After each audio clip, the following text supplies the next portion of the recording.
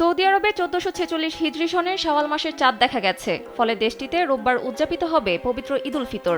দুই মসজিদ ভিত্তিক ওয়েবসাইট ইনসাইড দ্য হারামাইন শনিবার এ তথ্য জানিয়েছে। চাঁদ দেখা যাওয়ায় এবার দেশটির মানুষ 29টি রোজা রাখলেন। সৌদি আরবের বড় দুই পর্যবেক্ষণ কেন্দ্র সুদাইর ও তুমাইরে সবচেয়ে বড় প্রস্তুতি নেওয়া হয়। সেখানে সন্ধ্যা 6টার দিকে আনুষ্ঠানিকভাবে ঈদের চাঁদের অনুসন্ধান শুরু হয়। এর আগে সুদাইর পর্যবেক্ষণ কেন্দ্র থেকে সৌদির প্রধান জ্যোতির্বিদ আবদুল্লাহ আল খুদাইরি বলেন, সুদাইর পর্যবেক্ষণ কেন্দ্র রোববার 6:12 সূর্যাস্ত যাবে এবং অর্ধচন্দ্র সূর্যাস্তের 8 মিনিট পর অস্ত যাবে। দৃশ্যমানতার সময় দীর্ঘ অথবা ছোট হোক, যদি আকাশ পরিষ্কার থাকে তাহলে চাঁদ দেখা সম্ভব।